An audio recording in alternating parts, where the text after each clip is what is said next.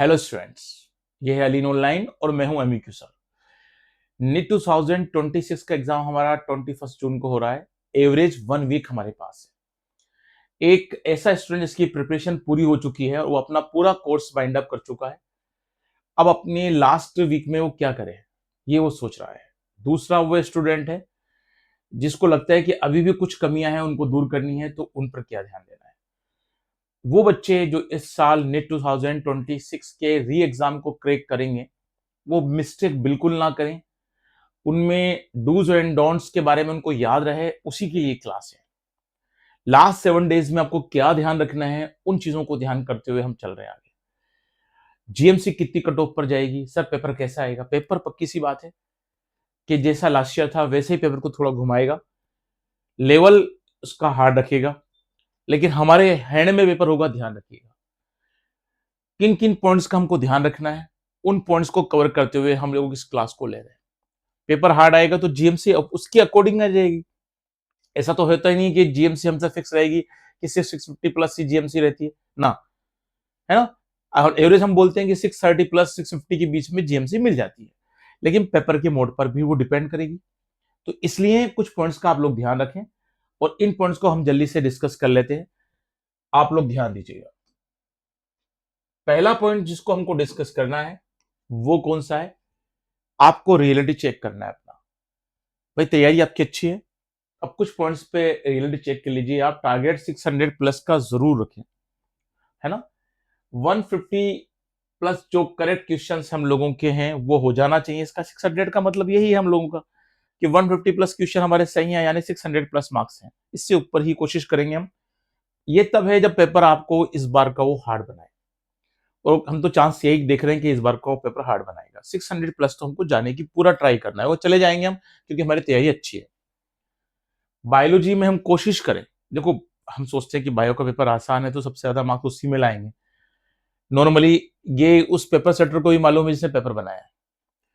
आपको उसके मुंह से मार्क्स लेकर आने हैं, और बायोलॉजी में कितना भी घुमाए आपको कोशिश करनी है कि 340 प्लस मार्क्स हमारे आ जाए, है ना।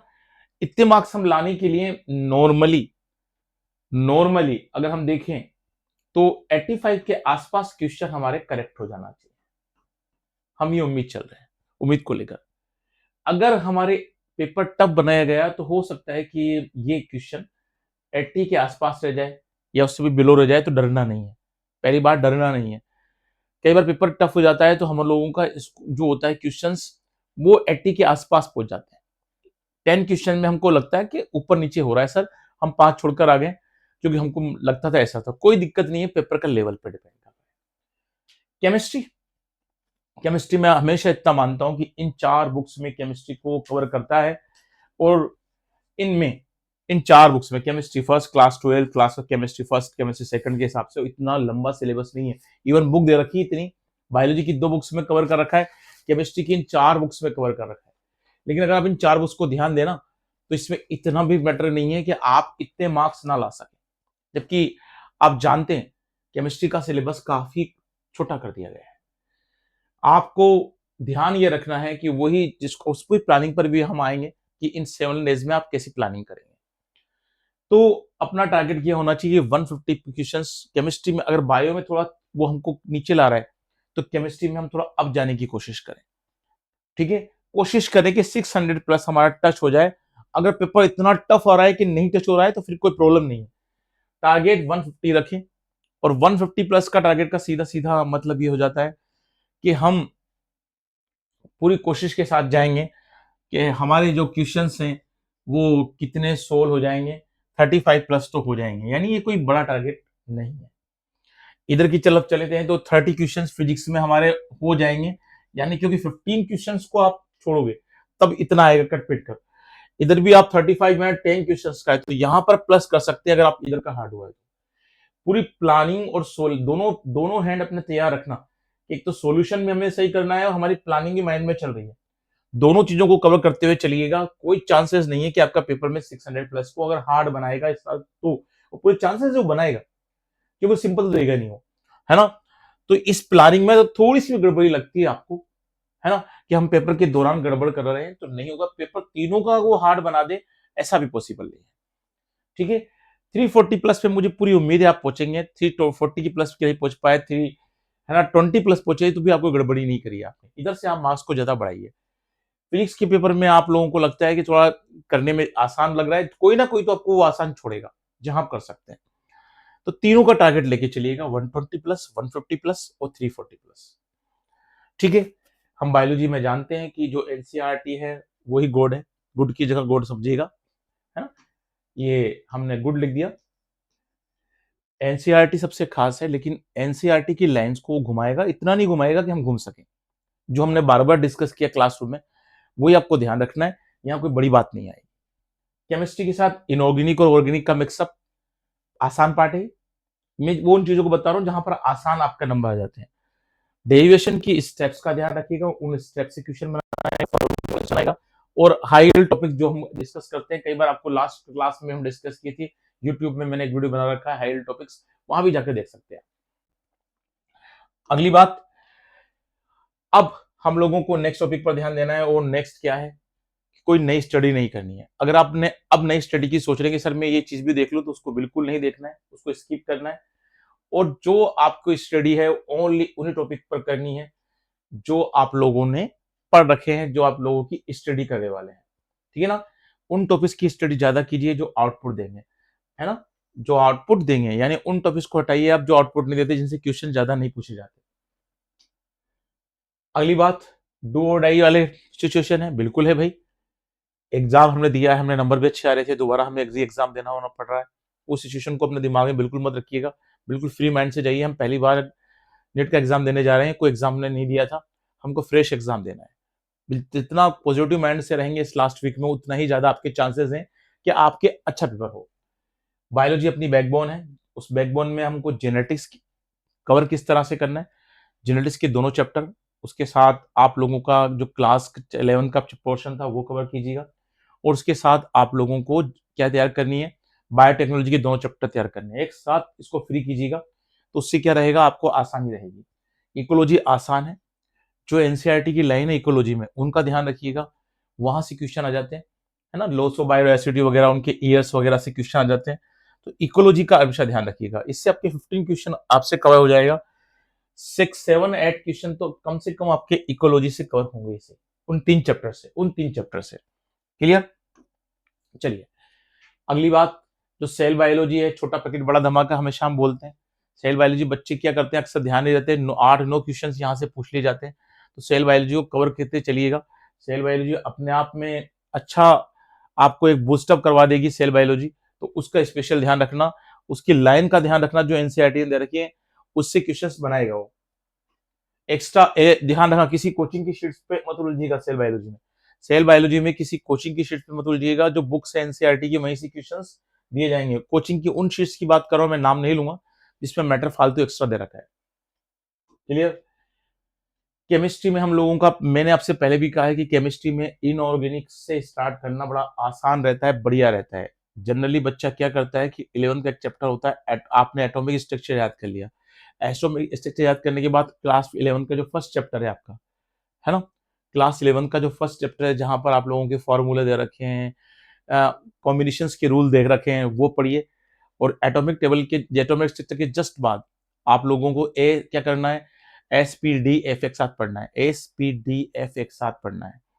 एसपीडीएफ एक साथ पढ़ लिया, एटॉमिक प्रोडक्ट टेबल पढ़ ली, एटॉमिक स्ट्रक्चर पढ़ लिया, काफी आपका पोर्शन कंप्लीट हो गया। जैसे आपने डीएफ ब्लॉक कंप्लीट किया, है ना, और उसके साथ आप लोग कोऑर्डिनेशन कंपाउंड को फ्री कर लीजिए, कोऑर्डिनेशन कंपाउंड भी फ्री हो गया आप लोगों का। क्लियर। तो उसके बाद इनऑर्गेनिक का काफी पोर्शन आपका कवर हो चुका है। देखिए आप क्या क्या हो चुका है, एटॉमिक स्ट्रक्चर हो चुकी है, पेरियोडिक टेबल आपकी हो चुकी है, एसपीडीएफ हो चुकी है। ठीक है, उसके साथ हाइड्रोजन वगैरह जो दे रखा है एक्स्ट्रा, वो देख लीजिए। इनऑर्गेनिक का काफी पोर्शन आपका हो जाएगा। इनऑर्गेनिक के बाद ऑर्गेनिक केमिस्ट्री में आप लोगों को जो क्लास 11 के चैप्टर हैं, आईयूपीएसी, हाइड्रोकार्बन्स वगैरह, उनकी नेम रिएक्शंस, सारी नेम रिएक्शंस। उसके बाद क्लास 12 के चैप्टर में, है ना, ऑक्सीजन के कंपाउंड, नाइट्रोजन के कंपाउंड, जितने भी हैं आप लोगों के, ठीक है, उन सबकी नेम रिएक्शंस जो आपने एक पेज पे लिख रखी होंगी, इनको बार बार, कई बच्चे तो एक पेज पर ही ले आते हैं इनको, नेम रिएक्शंस को। आईपीएससी इसमें कुछ करना ही नहीं, नाम देना आता है, हम लोग आराम से एग्जाम में दे लेंगे। फॉर्मेशन रिएक्शंस, बच्चे क्या करते हैं नेम रिएक्शन में, फॉर्मेशन रिएक्शन भी ध्यान रखना, सिंथेसिस वाली। आइसोमरिज्म, जो जितनी भी टाइप की आइसोमरिज्म हमको दे रखी है वो सारी आइसोमरिज्म क्लियर रहना चाहिए हमारे माइंड में, तो ऑर्गेनिक केमिस्ट्री में हमारी दिक्कत नहीं आएगी। फिजिकल, वही बात, जिसकी फिजिक्स अच्छी उसकी फिजिकल केमिस्ट्री अच्छी, और अब तो वैसे भी काफी कम केमिस्ट्री की पोर्शन में कर दी गई है फिजिकल केमिस्ट्री में, ठीक है ना। तो फॉर्मूला, न्यूमेरिकल, यूनिट कन्वर्जन, इस पर स्पेशल ध्यान रखिएगा। अगर मैं आपसे बात करूं क्लास 12 के चैप्टर में, तो देखिए क्लास 12 के चैप्टर में फिजिकल केमिस्ट्री में सॉल्यूशन है, इलेक्ट्रोकेमिस्ट्री है, केमिकल काइनेटिक्स है, ठीक है, जो काफी इंपॉर्टेंट पार्ट है और आसान पार्ट है, ऐसा नहीं है कि जो मुश्किल पार्ट हो। और क्लास 11 के सिलेबस में देखिए अपन केमिस्ट्री में, तो केमिस्ट्री में 11 के सिलेबस में ओनली थर्मोडायनेमिक्स है, इक्विलिब्रियम है, जो आपको थोड़ा बहुत खुल जाएगा। इक्विलिब्रियम में मैंने हमेशा कहा है आत्मा से परमात्मा मिलती है, यानी इक्विलिब्रियम में आपको जनरली गिब्स एनर्जी से क्वेश्चन आएंगे, एंथैल्पी से क्वेश्चन आएंगे, एंट्रोपी से क्वेश्चन आएंगे, न्यूमेरिकल आता है, delta G equal to delta H minus delta S पे से क्वेश्चन आ जाते हैं, कौन सा प्रोसेस ऑटोनोमस से ऑटोनोमस, वहां से क्वेश्चन पक्की प्लस पूछे जाते हैं, plus minus delta G plus delta G, इनके क्या वैल्यू होती है और उसका मतलब क्या होता है, वो आप वहां से क्वेश्चन उल जाते हैं। तो ये केमिस्ट्री के पार्ट आपका, इस पर ध्यान रखिएगा। अगली बात मैं आपको बता रहा हूँ, पॉइंट आउट बता रहा हूँ किन किन चीजों का आपको स्पेशली ध्यान रखना है। फिजिक्स, फिजिक्स में आपको किन चीजों का ध्यान रखना है। ज्यादातर आजकल जो इतिहास रह रहा है, जो इस प्रेजेंट टाइम पर चल रहा है, निट के बारे में जो क्वेश्चंस चल रहे हैं वो मॉडर्न फिजिक्स पे ज्यादा चल रहे हैं, सबसे ज्यादा वेटेज इसी का है। तो मॉडर्न फिजिक्स का स्पेशली ध्यान रखिएगा, ठीक है। फिजिक्स के पोर्शन में जो मॉडर्न फिजिक्स है उसमें आपको स्पेशली ध्यान रखना है कि मॉडर्न फिजिक्स में क्या क्या है, उनको ध्यान रखें। उसका ऑप्टिक्स और सेमीकंडक्टर, ऑप्टिक्स में आपकी बिल्कुल इमेजेस, इमेज फॉर्मेशन, लेंस की इमेज फॉर्मेशन, मिरर की इमेज फॉर्मेशन क्लियर रहना चाहिए, कोई भी कहीं पर भी ध्यान रखें, उसमें गलती नहीं होना चाहिए। सेमीकंडक्टर में एनपीएन क्या होते हैं, पीएनपी क्या है, उनसे रिलेटेड क्वेश्चंस क्या है, ट्रांजिस्टर, रेडियो वगैरह, करंट, इलेक्ट्रिसिटी, हीट, इन सब में मतलब पोजीशन क्लियर रहना चाहिए, ठीक है ना। फिजिक्स के पोर्शंस में इन चीजों का स्पेशली ध्यान रखेंगे। जो हमेशा मैं मानता हूं कि फिजिक्स में जो क्वेश्चंस आते हैं, motion, motion plane, law of motion, जो क्लास 11 का चैप्टर है, work, energy and power, system of particle, rotational motion, है ना, और ग्रेविएशन, इन क्लास 11 के इन टॉपिक से बच्चा क्या करता है, ज्यादा गलतियां करता है ना। थर्मोडायनेमिक्स इन पे गलती नहीं करता, ये सारे स्कोरिंग है आप लोगों के। और जो मैंने आप लोगों को बोले क्लास 11 के चैप्टर्स में, motion in straight line, motion in planes, law motion, ठीक है, work, energy and power, system of particular rotational motion and gravitation, यहां से बच्चे क्या करता है, अक्सर 11 के पोर्शन से बच्चे गलती करता है। तो इन पोर्शन को एक साथ तैयार कीजिएगा और इन पोर्शन को एक साथ तैयार कीजिएगा। क्लियर। अब आता है रेस्ट टॉपिक, डेरिवेशन स्ट्रेस पर ध्यान रख लें, फिजिक्स में यूनिट्स पर ध्यान रख लें, मैन फार्मूला, न्यूमेरिकल, जितने भी आपके पैरामीटर्स हैं उन पर ध्यान रख लें विद डेरिवेशंस। तो इन चीजों का ध्यान रखेंगे आप, तो फिजिक्स में नॉर्मली हम लोग बस अलग अलग से क्या आते हैं कि छोटे छोटे से पाउच आते हैं जिसपे केमिस्ट्री के, फिजिक्स के और बायो के होते हैं, तो वो भी काफी हेल्प करते हैं आप लोगों की। लेकिन मेरा तो एक मानना ये है कि आपके पास शॉर्ट नोट्स होना चाहिए केमिस्ट्री, फिजिक्स और बायो के, जो आप लास्ट टाइम रिवाइज कर रहे हैं, न्यूमेरिकल को छोड़कर। आपके पास सारे फॉर्मूलों की भी बिल्कुल छोटे छोटे स्टेप्स होंगे, उनको रिवाइज कीजिए केमिस्ट्री, फिजिक्स और बायो में, ताकि गलती होने के चांस बिल्कुल ना रहे। क्लियर। आगे हम लोगों को ये ध्यान रखना है कि अब 10 डेज की जो है, 10 डेज नहीं सॉरी 7 डेज की जो है प्लानिंग, वो हमें किस तरह से करनी है। क्लियर। लास्ट 7 डेज में हमको क्या ध्यान रखना है, अब फेज 1 में हमको ये ध्यान रखना है कि इंटेंस रिविजन और टेस्ट, यानी इन 7 डेज में day 1 to day 5, day 1 to day 5 हमको क्या करना है, इंटेंस रिविजन करना है और टेस्ट करना है। मॉर्निंग में 8 से आप लोग तैयारी कीजिए, उठ जाइए सुबह मॉर्निंग में 8 से, 1 से 2 बजे तक आप लोग फुल सिलेबस का रिविजन कीजिए। मॉक टेस्ट की तैयारी कीजिए, 2 से 5 20 पर आप टेस्ट देंगे। क्लियर। तो रिविजन और टेस्ट दोनों आपकी हेल्प करेंगे, ये दोनों, और टेस्ट उसी टाइम देना। आपके पास 7 डेज है, कम से कम 5 टेस्ट तो दे लीजिए आप, मॉक टेस्ट 5 टेस्ट दे लेंगे तो क्या हो जाएगा, बार बार आपका रिविजन हो जाएगा, उससे वो गलतियां पकड़ में आएंगी। 5 टेस्ट में तो गलतियां पकड़ में आएंगी। तो आपने फुल सिलेबस कवर कर लिया है, रिविजन कर रहे हैं आप कब से, सुबह 8 बजे से लेकर 1 या 2 बजे तक। फिर जैसे 2 बजे का टाइम हुआ, आपने खाना वाना खा लिया, हल्का लाइट खाना खा लिया, और 2 से 5 20 पर रखिएगा। टेस्ट उस टाइम दीजिएगा जिस टाइम में आपके एक फैन लगाइएगा, ऐसे ही मत दीजिएगा। क्यों होगा, क्योंकि एग्जाम पे जहां भी एग्जामिनेशन सेंटर होंगे वहां आपके लिए ऐसे नहीं होगा, एक फैन होगा, टुर टुर करता हुआ होगा, और थोड़ी थोड़ी गर्म हवा आती रहेगी। तो गर्म हवा में तो जाने की जरूरत नहीं है आप लोगों को, लेकिन एक फैन में देने की कोशिश कीजिएगा, ऐसी बंद कीजिएगा अब ऐसी वाले रूम में, ताकि आपकी बॉडी फिजिक्स वही रहे, इन्वायरमेंट वही रहे, और आपके थोड़ा थोड़ा पसीना भी टपकता रहे, उससे आपको एहसास होगा कि यार उसी इन्वायरमेंट में पेपर दे रहा हूं मैं, इसी इन्वायरमेंट में मेरा एग्जामिनेशन हॉल में रहेगा। तो आपकी क्या होगा, बॉडी फिजिक्स काम करती है, वर्क काम करता है, कि इन्वायरमेंट काम करता है। इसी के साथ साथ आप लोग इवनिंग में भी तैयारी करेंगे। इवनिंग में 4 से 8 के स्लॉट को ले लीजिए आप, और 4 से 8 का स्लॉट बहुत बढ़िया रहता है। इसमें आप टेस्ट एनालिसिस कर सकते हैं कि जो मैंने टेस्ट दिया उसका एनालिसिस क्या आया, मिस्टेक्स आप लोगों को पकड़ में आ जाएंगी कि भैया मिस्टेक्स क्या क्या हुई मेरे से। तो आप लोगों ने एक फेज बनाई, इस फेज में 1 से 5 दिन, यानी आपका आज के दिन से लेकर अगले 5 दिन तक आपने ये तैयारी करी कि फुल सिलेबस को लिया, रोज 2 से 5 20 पर आपने टेस्ट दिया। ठीक है, इवनिंग के टाइम पर आपने क्या किया, उस टेस्ट का एनालिसिस कर लिया और मिस्टेक पकड़ लिया आपने। अब आपका होगा लास्ट के 2 डेज, 7 डेज में से लास्ट के 2 डेज, एग्जाम के डे को काउंट मत कीजिएगा। ठीक है, फाइनल पॉलिश करेंगे इसमें आप नाइट में 9 से 12 बजे तक। आप लोग अब सारे टॉपिक्स जो आपने एनालिसिस किया कि मेरी टेस्ट में बार बार गलतियां यहाँ हो रही हैं, फिजिक्स में यहाँ हो रही है, केमिस्ट्री में यहाँ गलती हो रही है, बायो में यहाँ गलतियां हो रही हैं, या मैं इन टॉपिक्स पे गलतियां कर रहा हूँ, तो 9 से 12 तक आप लोग नाइट में तैयारी कीजिए, उन गलतियों को दूर कीजिए। जो टॉपिक्स आपके अनवांटेड से जो छूट रहे हैं, जो गलतियां हो रही हैं, उन पे ध्यान दीजिए, एनसीईआरटी की लाइनों पर ध्यान दीजिए। ठीक है, और उन गलतियों को, उन मिस्टेक्स को दूर कीजिए, अपना काम हो जाएगा बच्चों। अगर आपने ऐसी प्लानिंग कर ली साइकोलॉजिकली तो अपना काम हो जाएगा। तो फेज 2 में आपने मॉक टेस्ट दे लिए, ठीक है ना, जो नाइट का आपका फाइनल पॉलिश है, और फॉर्मूले चार्ट है ना, क्या क्या करना है आपको। देखो, आपको मालूम पड़ गया कि मैं यहाँ बार बार गलतियां कर रहा हूँ, मॉक टेस्ट से मेरी यहाँ गलतियां हो रही हैं। लास्ट के 2 डेज में आपको कोई मॉक टेस्ट नहीं देना है, ध्यान रखिएगा, लास्ट के 2 डेज में कोई मॉक टेस्ट नहीं देना है।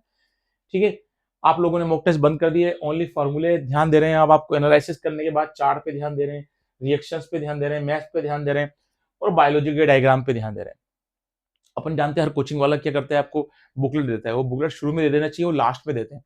उस बुकलेट्स में आपको सारे रिवीजन है, कुछ लोगों ने कई शॉर्ट नोट्स बना रखे होंगे, तो गलतियां पकड़ में आ जाएंगी। आपके 5 मॉक टेस्ट से आपकी गलतियां पकड़ में आ जाएंगी। उन गलतियों को ध्यान देते हुए, उनका एनालाइज करते हुए, अब आप अपने फॉर्मूले, चार्ट, रिएक्शंस, उन सबको बार बार याद कीजिए, उनको लिख के देखते रहिए, ताकि मेरे एग्जाम में गलतियां ना हो। अब यहां तक अगर आपने काम कर लिया बच्चों, तो बधाई हो। मेरे अकॉर्डिंग तो ऐसी कोई चीज नहीं है जो आपने छोड़ दी जिससे आपकी गलती होने के चांस रहे। आपने अपनी तैयारी ढंग से कर ली है, अब आपको बेस्ट विशेष ही कहना पड़ेगा। और मुझे पूरी उम्मीद है कि आप अपना एग्जाम का जो पेपर है वो बेस्ट कर कर आएंगे। और कितना ही घुमा दे वो आपको हार्ड, हम तो देखो, हार्ड तो एक साइकोलॉजिकली थॉट है। जो तैयारी करके जाते नहीं है वो हार्ड बोल देते हैं, जो तैयारी करके जाते हैं पेपर को संभाल लेते हैं, कैसी बुरी से बुरी कंडीशन में पेपर को संभाल लेते हैं। तो कितना ही घुमाए वो, मुझे पूरी उम्मीद है कि 600 प्लस वो मार्क्स आपके लाने हैं। और ये मिनिमम मार्क्स बोल रहा हूँ मैं, 600 प्लस, इससे ज्यादा ही लाएंगे आप लोग, चाहे वो कितने पेपर को घुमाए। तो अपना कॉन्फिडेंस बनाए रखिएगा। कोई सी भी न्यूज में आने वाली किसी भी न्यूज पर फालतू चीजों पर ध्यान मत दीजिएगा। बीच में कोई भी एक्टिविटी नहीं आना चाहिए। कल या आज ही शाम तक या कल आप लोगों के एडमिट कार्ड आ जाएंगे, तो एडमिट कार्ड के बारे में ज्यादा मत सोचिएगा। वही सेम आपके एडमिट कार्ड के रूल है, मैंने आपको लास्ट वाली वीडियो में बता दिया था, फिर रिवाइज कर रहा हूँ। कुछ नयापन नहीं है, बस हमको एग्जाम देने जाना है, एग्जाम देकर आना है, और बिल्कुल कॉन्फिडेंस के साथ जाना है। ये बस सोचिएगा कि हमारे पहले मार्क्स आ गए थे, अब आएंगे कि नहीं आएंगे। कोई भी नेगेटिव थॉट्स मन में मत रखिएगा। पहले पेपर इजी था, अब इजी आएगा कि नहीं आएगा, पहले तो मैंने कर लिया था, अब कर पाऊंगा नहीं कर पाऊंगा, ऐसी कोई भी थॉट अपने मन में मत आने दीजिएगा। तैयारी कीजिएगा। मिल रहे हैं हम लोग नेक्स्ट क्लास में। आपके पेपर अच्छा जाने वाला है। बेस्ट विशेष आप लोगों को। Good day and good bye.